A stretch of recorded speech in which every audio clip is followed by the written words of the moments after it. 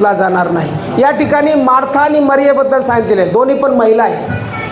आणि पवित्र शास्त्र या ठिकाणी काय सांगतं, ज्यावेळेस येशू त्या गावामध्ये गेला त्यावेळेस इथं म्हटलेलं आहे की एक बहीण होती जिचं नाव मरिया होती, आणि मरिया नावाची एक बहीण ती प्रभूच्या चरणाजवळ बसून त्याचे भाषण ऐकत राहिली. मरियाने येशूजवळ बसली आणि तो काय बोलतो ते भाषण ती ऐकत होती. पण तिला दुसरी बहीण होती, आणि ही दुसरी बहीण जी आहे तिचं नाव मार्था, आणि तिथं म्हटलेलं आहे मार्थेला फार काम पडल्यामुळे तिची तारांबळ उडाली, आणि ती पुढे येऊन म्हणाली, प्रभूजी माझ्या बहिणीने माझ्या एकटीवर कामाचा भार टाकला आहे, याची आपल्याला पर्वा नाही काय. आता मार्था कामात होती आणि ती काम करत असताना तिला असं वाटलं सगळं काम माझ्यावरच टाकलं. आता काही असतात ना घरामध्ये फार महिला काही काम करणाऱ्या असतात, आणि एखादी महिला थोडं काम करत नाही, पण मग एकावर काम पडलं तर काय होतं, आपल्याला बेचैनी होते ना. आपण लगेच म्हणतो बघा ना ही माझी बहीण काही काम करत नाही, माझ्यावरच सगळं काम टाकलेलं आहे. आणि काय करते, तिला वाटत असेल ही फक्त रिकामी बसलेली आहे आणि बसून येशूचं वचन ऐकत आहे, पण मी किती कष्ट करते, मी किती काम करते असं तिला वाटलं. आणि तिला वाटलं असेल की येशू तिच्या बाजूने बोलेल. इथं कोणी आहे का फार चिंता करतं घराची चिंता, जेवणाची चिंता, खाण्याची चिंता, लेकराची चिंता, याची चिंता, त्याची चिंता, सगळ्या चिंता. आणि चिंतेचं रूपांतर एक दिवस चितेत होऊन जातं. का होतं माहिती आहे, चिंता करू चिंता करू तुमचा BP जातो हाय, आणि मग डॉक्टर म्हणतात अरे बापरे BP फार हाय झालेला आहे, मग हृदय पडतं बंद, आणि मग लोक म्हणतात की यांना हार्ट अटॅक आला आणि हे देवाच्या घरी गेले. कशाने गेले? कोण आहे तर चिंता करणारा? तर बघा, चिंता जर करत असेल तर तुम्हाला फार मोठं आरोग्याला धोका होईल. पवित्र शास्त्रात नाही, विज्ञान पण सांगतं, सायन्स पण सांगतं, डॉक्टर पण सांगतात की जे आजार येतात शरीरामध्ये ते आजार चिंतेने येतात. काही लोकांच्या शरीरात जे आजार असतात ते आजार जे आहे त्याला घर त्यांनी चिंतेने केलेलं असतं. चिंता येतात, काळजी येते, आणि मग ती चिंता काळजी करू आजार पण त्याच्या पाठीमागे येतो. BP हाय होतो, लो होतो, मग वेगवेगळे आजार शरीरात येतात, शुगर होते, आणि मग आपण म्हणतो अरे असं कसं झालं, हे आपल्या चिंतेने झालं. इथं म्हटलेलं आहे की ती बहीण जी होती ती बहीण या ठिकाणी बसलेली आहे प्रभूच्या चरणाजवळ, आणि दुसरी बहीण जी आहे ती पुष्कळ कष्ट करत आहे. इथे तुम्ही पुष्कळ कष्ट करणारे असाल, पुष्कळ त्रास घेणारे असाल, पण मला तुम्हाला सांगायचं आहे की शारीरिक जीवन जे आहे ते फक्त 70 किंवा 80 वर्ष आहे. याच्यानंतर तुम्ही जिथून आले परत तिथंच जायचं आहे. दगदग कशाची आहे तुम्हाला सगळी इथली? इथं कोणी असं आहे का 200 वर्ष पाळकसाहेब मी काही इथून हलणार नाही? हे पाळकसाहेब माझ्या मुलाचं लग्न होणार आहे, आणि मग त्याच्या मुलाचं लग्न मी पाहिल, आणि त्याच्या मुलाचं लग्न पाहिल, एवढी मी प्रॉपर्टी घेतली, एवढं मी सगळं बांधलं, आणि मी कसं सोडू? मी काही सोडूनच जाणार नाही. पवित्र शास्त्र सांगतं की आमचा डामडोल केवळ कष्टमय आणि दुःखमय आहे, हे जीवन लवकर सरतं आणि आम्ही इथून निघून जातो. हे वाढलेल्या तरारून वाढलेल्या गवतासारखं आहे, ते आज तरारून वाढतं आणि उद्या अग्नीच्या भट्टीत टाकल्या जातं. पण सगळ्यात जास्त चिंता आणि काळजी जी असते ती आमच्या शरीराला असते. मार्था या ठिकाणी काय करत आहे? मार्था या ठिकाणी म्हटलेलं आहे की पुष्कळ गोष्टीविषयी दगदग करत आहे, चिंता करत आहे. तुमच्या घराविषयी तुम्हाला चिंता लागली, तुमच्या लेकराविषयी चिंता लागली, तुमच्या जीवनाविषयी तुम्हाला चिंता लागली, तुम्ही म्हणता कसं होईल. पण मी आज तुम्हाला सांगतो, जर तुमचा विश्वास मरियेप्रमाणे आहे तर काही होणार नाही, जे होईल ते चांगलंच होईल. Hallelujah, hallelujah, hallelujah. म्हणा आज माझ्या जीवनामध्ये जे होईल ते येशूच्या नावामध्ये चांगलंच होईल. कोणी निगेटिव्ह बोलू नका, मला निगेटिव्ह लोक आवडत नाही. I don't like negative people. मी त्यांना माझ्या जीवनात एंट्रीच करू देत नाही. मी ज्या पण वेळेस बोलतो पॉझिटिव्ह बोलतो, कारण की माझा इश्यू कधीच निगेटिव्ह बोलला नाही. असं म्हटलं की नाही होईल तर होईल, नाही होणार असं कधीच म्हटला नाही. येशू तेच म्हणतो की होईलच, करेलच. मग तुमच्या जीवनामध्ये जर तुम्ही चिंता करता तर तुम्ही आत्म्याला काम करू देत नाही, देवाच्या आदेशानुसार काम करत नाही, तर तुम्ही तुमच्या शरीराला ॲक्टिव्ह करता. आणि मी सांगतो देवाचं काम तुमच्या शरीराने होत नाही. म्हणून तुम्ही विसरता. चिंता कुठून येते माहिती आहे? शरीरातून येते. चिंता, काळजी आणि या सगळ्या गोष्टी, अशा दगदग जी असते ती शरीरातून येते, कारण की भरोसाच नसतो देव हे करेल. आणि ज्याला विश्वास आहे तो विश्वासाने काय करतो, या ठिकाणी मरियेसारखा प्रभूच्या चरणाजवळ बसतो. म्हणजे तुम्ही जर महिला आहात तर तुम्ही म्हणता, आज इथं मला घरी गेल्यानंतर काय खायचं आहे, घरी गेल्यानंतर काय करायचं आहे, कसं होणार, काय होणार, आतापर्यंत जगले, असं झालं तसं झालं. पण तुम्ही मरियेसारखा जर चांगला वाटा निवडून घेतला आणि आज इथं बसलेले आहात, काही होणार नाही, परमेश्वर तुमचं चांगलंच करणार. Hallelujah, hallelujah. मरियेने चांगला वाटा निवडून घेतला. चांगला वाटा काय, तुम्ही म्हणता हे काय चांगला वाटा आहे का? वाटा तर चांगला हा आहे की मार्था काम करत आहे आणि मरिया बसलेली आहे. पण मार्था काम करत असताना चिंता करत आहे, हे होईल का, ते होईल का, तसं होईल का. आता काही जण महिला भांडे घासतात, तुम्हाला भांडे एकदाच घासल्यानंतर काय काय चिंता करतात, हे भांडे सगळे घासून झाले पाहिजे. मग त्याच दिवशी घासून घेतात, दुसऱ्या दिवशी घासत नाही का, तिसऱ्या दिवशी रोज घासतात. चिंता किती, हे भांडे होतील का, हे कपडे होतील का, याचं कसं, याचं लग्न होईल का, याचं असं होईल का, सगळ्याचं सगळं होईल. येशूवरती विश्वास ठेवा.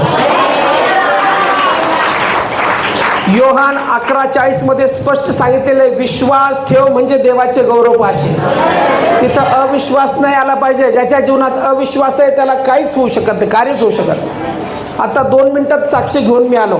फक्त कमिटीला बसवलं आणि म्हटलं आपल्याला जागा घ्यायची आहे आणि असं असं कबूल करायचं आहे. लगेच डन झालं आणि लगेच प्रार्थना करता करता एक जणाने प्रेरणा पण दिली, पवित्र आत्म्याच्या सामर्थ्याने बोलला पण, आणि दुसऱ्या सेकंदाला जागा घेऊनच इथं आलो मी तुमच्या. आज मी प्रीचिंग केली की आम्हाला निगेटिव्ह बोलायचंच नाही. देव जर देतो तर आम्हाला पॉझिटिव्ह बोलायचं आहे, देव देईल. आणि ज्यावेळेस आम्ही बोलतो त्यावेळेस कार्य होतं. मरिया देवाच्या म्हणजे येशूच्या चरणाजवळ बसली, पण चरणाजवळ बसल्यानंतर सगळ्यात मोठं काम तिचं त्यावेळेस जे होतं ते होतं प्रभूचं वचन ऐकणे. आणि त्या प्रभूच्या वचन ऐकल्याने तिच्या जीवनात विश्वास येत होता आणि जो सार्वकालिक जीवन देणारा तिथे बसलेला होता, तिच्याकडून ती परमेश्वर जे वचन आहेत ते जीवनाची वचने स्वीकारत होती.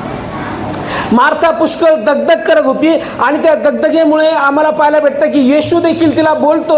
त्यावेळेस तो तिला स्पष्ट म्हणतो, तू पुष्कळ गोष्टीविषयी काळजी व दगदग करते. इथे बसलेल्या अनेक महिला आहेत, अनेक बहिणी आहेत. आता जरी तुम्ही ते बसलेले आहात तरी तुम्हाला काळजी लागलेली की घरी गेल्यानंतर मी काय स्वयंपाक करू, बाजरीची भाकर करू का ज्वारीची करू का चपाती करू, चिंता लागलेली आहे.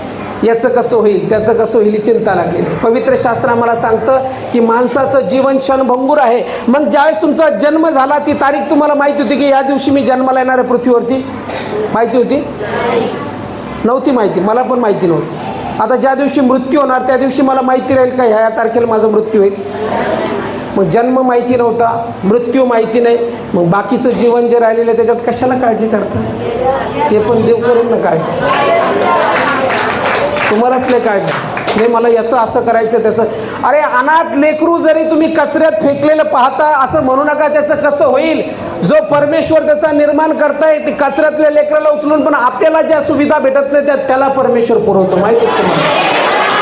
तुम्ही अनमोल आहात, देवाच्या दृष्टीने महान आहात, देवाची निर्मिती आहात, म्हणून तुम्हाला पाखरांपेक्षा श्रेष्ठ म्हटलेलं आहे. इथं पाखरांपेक्षा श्रेष्ठ लोक बसलेले आहेत आणि जर बसलेले आहेत तर मी तुम्हाला सांगतो, चिंता करू नका, देवावर विश्वास ठेवा, कारण की परमेश्वर आमच्या जीवनामध्ये महान कार्य करण्यासाठी सामर्थ्यशाली परमेश्वर आमच्या बरोबर आहे आणि तो निश्चित कार्य करेल.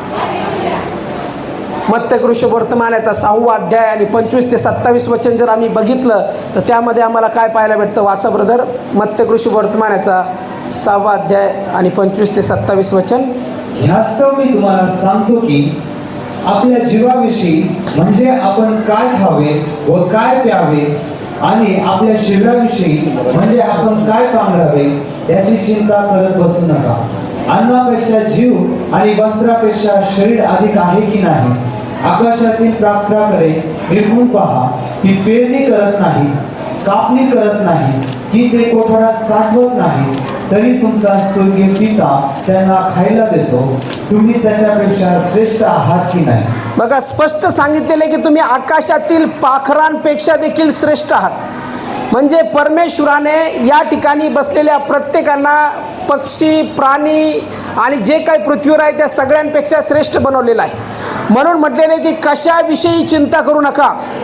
जर आम्ही बघितलं तर पवित्र शास्त्र स्पष्ट आम्हाला सांगतं 25व्या वचनामध्ये, ह्यास्तव तुम्हाला सांगतो की आपल्या जीवाविषयी म्हणजे आपण काय खावे काय प्यावे, आपल्या शरीराविषयी म्हणजे आपण काय पांघरावे याची चिंता करीत बसू नका. अन्नापेक्षा जीव आणि वस्त्रापेक्षा शरीर अधिक आहे की नाही. म्हणजे याचा अर्थ खाणं पिणं राहणं अंगावरती कपडे घालणं ही सगळी काळजी कोणाला आहे? देवाला. पण आपल्याला काय वाटतं, मी केल्याने होईल. बाळासाहेब तुम्हाला काय माहिती आहे, मी काम करतो तेव्हा घरात पैसे येतात, मी कष्ट करते त्यावेळेस असं होतं, मी कष्ट करते तसं होतं. पण परमेश्वराचं वचन तर स्पष्ट सांगतं की तुम्ही कशाविषयी चिंता करू नका, ना जीवाविषयी, ना खाण्याविषयी, ना शरीराविषयी, ना पिण्याविषयी, ना लेकरांविषयी कोणत्याच गोष्टीची चिंता करू नका. कारण की आकाशातील पाखराकडे पहा म्हटलेलं आहे, ती पेरणी करत नाही, कापणी करत नाही, कोठरात साठवीत नाही, तरी तुमचा स्वर्गीय पिता त्यांना खावायास देतो. मग त्याच्यापेक्षा तुम्ही श्रेष्ठ आहात. म्हणजे पवित्र शास्त्र आम्हाला काय सांगतं की चिंता करू नये, देवावरती भिस्त ठेवावी. म्हणजे याचा अर्थ असं का काम सोडून द्यायचं सगळं, तसं नाही सांगत देव. आम्ही जे कष्ट करत आहोत, जे काम करत आहोत ते आम्ही करतच आहोत, पण त्या कष्टाला यश आणि बरकत जी आहे ती परमेश्वरापासून प्राप्त होते. आणि म्हणून म्हटलेले की चिंता करू नका. आता जे काही करतात त्याच्याविषयी चिंता करू नका. तर परमेश्वराने तुम्हाला निवडलेलं असताना परमेश्वर तुमची काळजी घेणारा परमेश्वर आहे आणि परमेश्वर तुम्हाला विश्वासाने देणारा परमेश्वर आहे. मग चिंता करून आपल्या आयुष्याची दोरी हातभर वाढवायस तुमच्यापैकी कोण समर्थ आहे? मग चिंता करता, पुष्कळ चिंता करता, लेकराविषयी चिंता करता, लग्नाविषयी त्यांच्या चिंता करता, त्यांच्या करिअरविषयी चिंता करता, आणि अशी चिंता करता करता काय होतं, तुम्हालाच त्रास व्हायला लागतो. BP होते, शुगर होते, लो होते, हाय होते, दुसरे आजार येतात. मग चिंता करता करता काय होतं, लेकराचं राहतं बाजूला, तुमचंच कल्याण होऊन जातं. मग आपण म्हणतो अरे ही बाई फार चिंता करणारी होती. काही काहीचे चेहरे बघा तुम्ही, काही काहींचे चेहरे कसे असतात, कायम कायम तोंडावरती 12 वाजले. Sister praise the Lord, praise the Lord. कसे आहे तुम्ही, बरे आहे का? नाही ना, काही खरं नाही ना. बरं वाटते का आता? नाही, अजून थोडंसं दुखतंय थोडं थोडं. अरे जरी तुम्हाला त्रास होत आहे, तकलीफ होत आहे, तरी देखील तुम्ही म्हटलं पाहिजे येशूच्या नावात मी निरोगी आहे. आत्म्यामध्ये जाणीव झाली पाहिजे, शरीरामध्ये नाही, शरीरामध्ये नाही. मग कायम काही जण कायम चिंता, कायम चिंता, कायम काळजी. कधी विचारा, कधी विचारा, ते कधीच असं म्हणणार नाही की आम्ही आशीर्वादित आहोत. कधीच बोलत नाही हो. शरीर चांगलं, बोलणं चांगलं, घर दिलं देवाने, किरायच्या घरात होते, स्वतःचं घर दिलं. आता पैसा कमी होता, 5,000 पगार होती, आता 20,000 पगार आहे. आता साडी 400ची घालायची, आता 1500ची साडी घालतात. सँडल जी होती ती 200 रुपयाची होती, आता 1000 रुपयाची सँडल घालतात. चष्म्याची फ्रेम साधी 100 रुपयाची होती, आता 1000 रुपयाची फ्रेम आहे. विचारलं कशा आहे तुम्ही? नाही ना, अजून बरे नाही. कसं काय असं? इथेच बसलेले काही काही जण असतील जे 10 वर्षापूर्वी शून्य असतील, पण आज जर तुमच्या घरी येऊन जर मी बघितलं तर तुम्ही म्हणताल मी आशीर्वादित आहे. Hallelujah, hallelujah. असं म्हणा, मी आशीर्वादित आहे. माझं घर चिंतेमध्ये नाही, मी सामर्थ्यामध्ये चालणार आहे. डोंट बी लाईक 12 वाजलेले तोंडावर. हसायचं जरा. देवाने इतकं सुंदर चेहरा दिलेला आहे. इथं किती बघा, माझ्या बहिणी सगळ्या, आई सगळ्या किती चांगल्या दिसतात ना, दिसायला सगळे सुंदर आहे. पण सुंदरता कोण नष्ट करतं माहिती? चिंता नष्ट करते सुंदरता. बघा, एखादा व्यक्ती हँडसम असतो दिसायला, किंवा एखादी लेडीज ब्युटिफुल असते, सुंदर असते दिसायला, पण फक्त तिच्या चिंता असतात चेहऱ्यावरती, काळजी असते, म्हणून लगेच ओळखू शकतो आपण चेहरा पाहिल्या पाहिल्या. हे कायम 12 वाजलेले. एकदम माणूस चांगला, एकदम हँडसम, चांगला कपडे बिपडे घातलेले, पण चेहऱ्या पाहिल्या तर काय,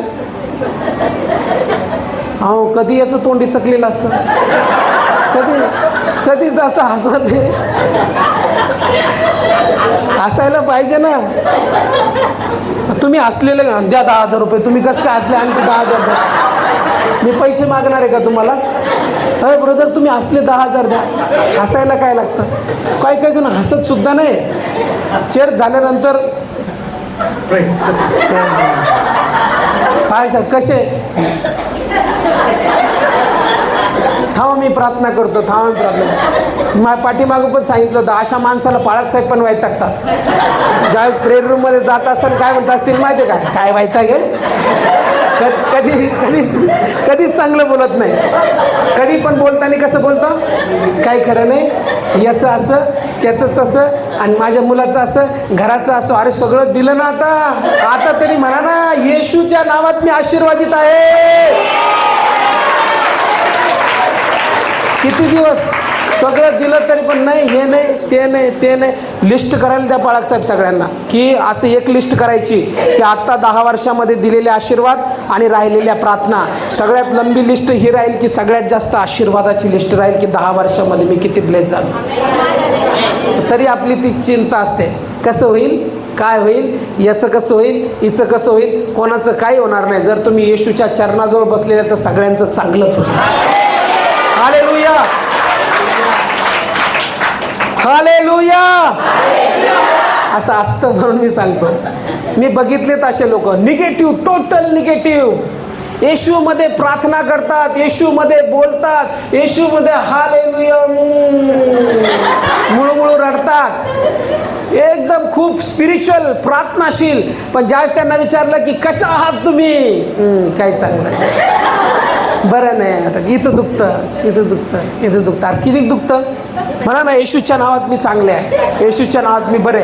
पायातला त्रास गेला, पोटातला त्रास गेला, सगळं काही बरं झालं. आमच्या आरोग्याच्या प्रार्थनेमध्ये आत्ता शुक्रवारी एक पेशंट आले होतं शिरसगावून आणि त्यांना सांगितलं, तुम्ही म्हणलं खरं खरं सांगा काय काय होतं. कधी कधी काय होतं, प्रार्थना करण्याच्या अगोदर लोक खरंच सांगत नाही काय झालेलं आहे, काहीतरी सांगतात नाही यांना तर असा त्रास आहे, पण रिअल त्रास सांगायचा म्हणजे त्याचं नाव घेऊन प्रार्थना करता येतं. मग मी म्हणलं खरं खरं सांगायला झालंय काय. मग त्यांनी सांगितलं यांच्या डोक्याची नस फाटली आणि डॉक्टरांनी सांगितलेलं की यांचं म्हणजे जगणं मुश्किल आहे आणि त्याच्यानंतर BP फार हाय झालेली आहे, त्यांना श्वासोश्वास घ्यायला सुद्धा त्रास होत होता. आणि डॉक्टर म्हणे आता यांचं काय खरं नाही, यांना घरी घेऊन जा.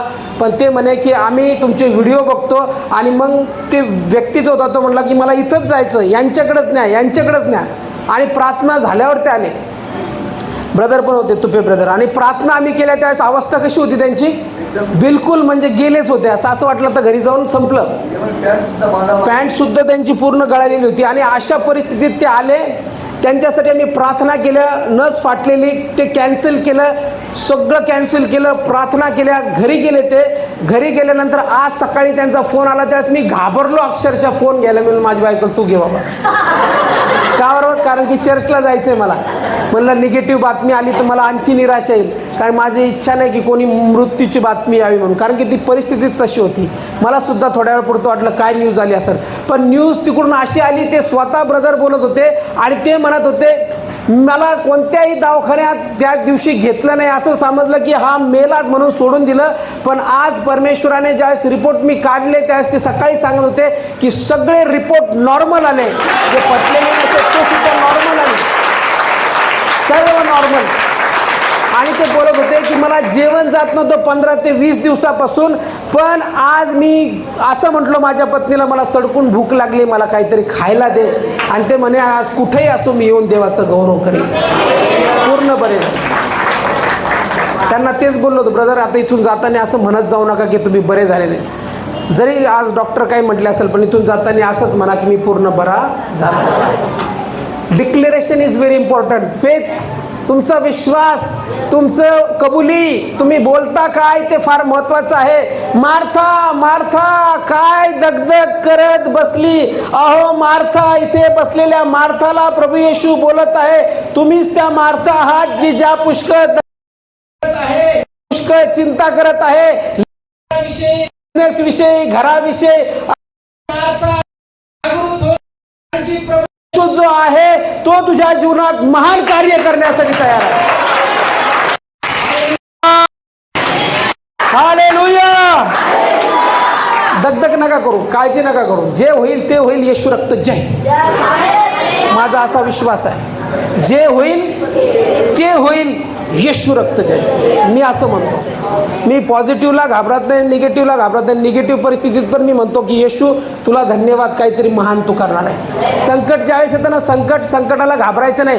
संकट आलं म्हणजे तुमची बढती झाली आहे.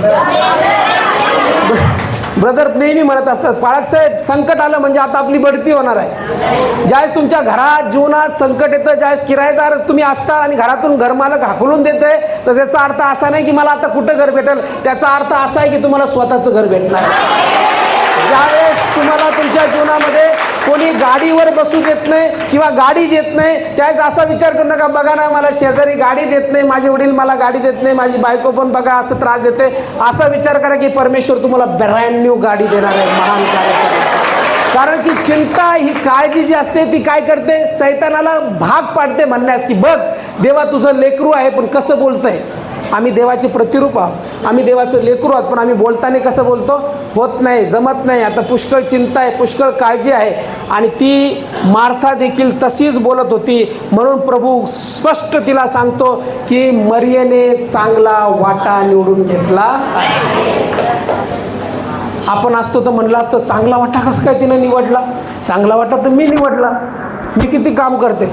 पाहुणे आले की लगेच मटण शिजायला टाकणं, लगेच कांदा कापणं, लगेच आहे ना कांदा कापणं, शिजवणं, एकदम चांगलं चविष्ट जेवण, मसाला वाटणं, आणि रिलॅक्स बसली.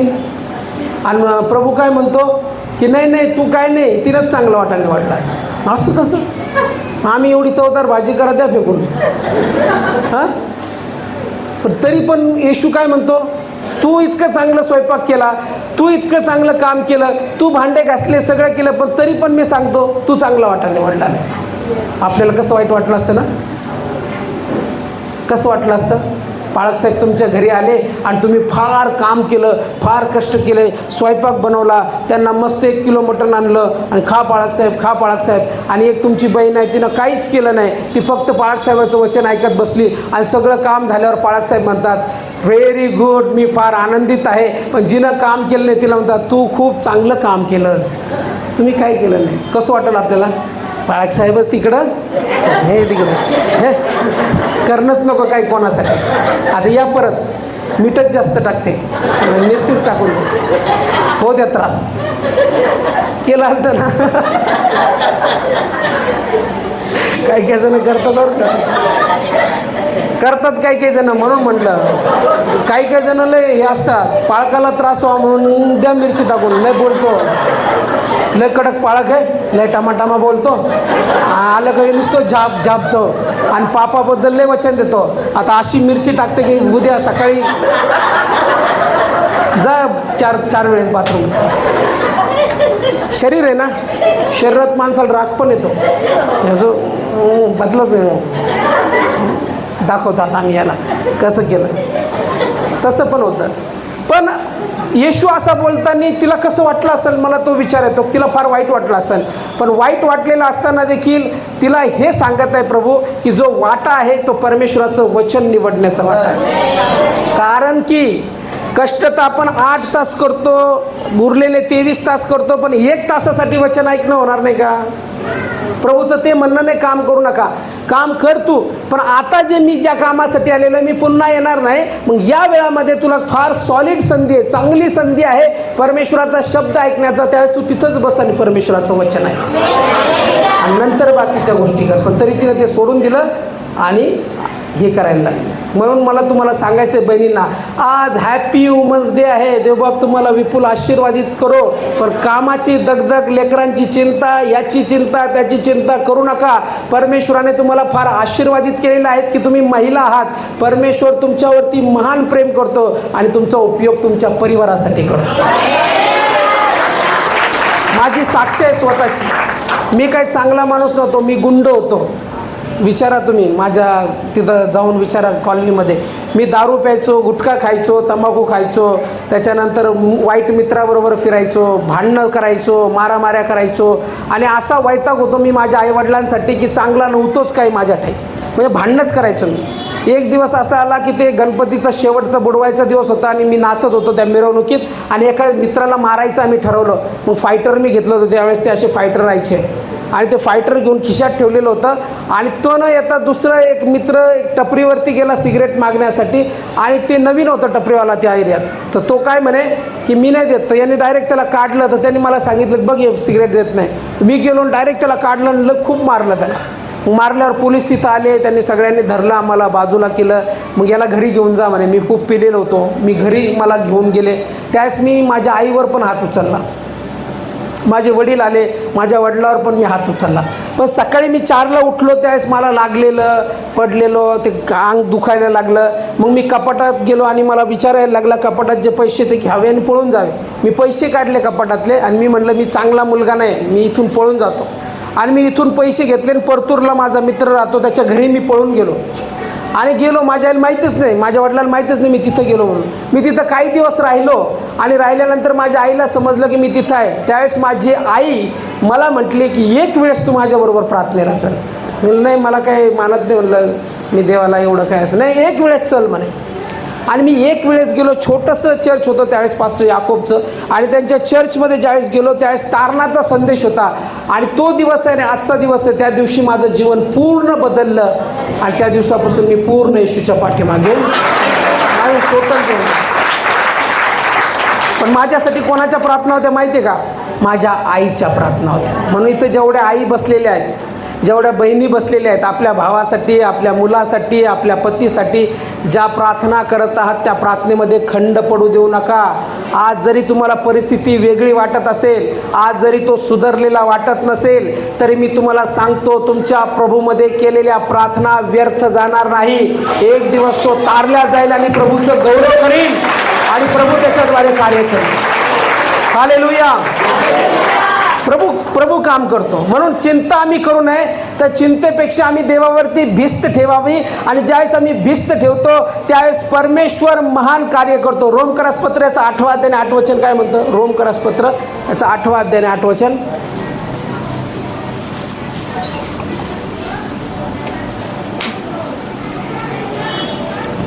रोम 8:8. जे देहाच्या अधीन आहे त्यांना देवाला प्रसन्न करता येत नाही. जे देहाच्या अधीन आहेत त्यांना देवाला प्रसन्न करता येत नाही. मग मरियेने आत्मिक वाणी ऐकली. तुम्ही आत्मिक वाणी ऐका. देहाची वाणी ऐकताल तर तुम्हाला वाटेल होणार नाही, जमणार नाही, करता येणार नाही, काय खरं आहे, काय वचन ऐकायचं, किती वेळ ऐकायचं, कशाला ऐकायचं, चला घरी बसू, एन्जॉय करू, आज रविवार आहे, परिवाराला जाऊन फिरायला घेऊन जाऊ, इकडं जाऊ तिकडं जाऊ. कारण की तुमच्या डोक्यात काय देह आहे. काय म्हटलेलं आहे तिथं? जे देहाच्या अधीन आहे त्यांना देवाला प्रसन्न करता येत नाही. मग जे देहाच्या अधीन आहे ते इथं येऊ पण शकत नाही, येऊ शकत नाही. ते हे याला मी प्रार्थना करतो, ये ना बाबा, आणि ये ना बघ नका काय करू, ये ना जाऊ, त्याला फिरू द्या. आपल्याला काळजी असते दुसऱ्यांची ना, देवा याला घेऊन ये ना चर्चला. अरे तो देहाच्या अधीन आहे ना. जो देहाच्या अधीन आहे तो इथे येणारच नाही, एंट्रीच होणार नाही. त्याला असं कसं तरी होईल, तो डान्स करेल, नको येऊ म्हणून आपण ओढून तो आपलं असं असं असं चालेल. त्याला डान्स नका करू देऊ, त्याला फिरू द्या. तुम्ही प्रार्थना करा. देहाच्या अधीन व्यक्तीला परमेश्वराचं वचन समजत नाही, कारण की तो देहाच्या अधीन असतो.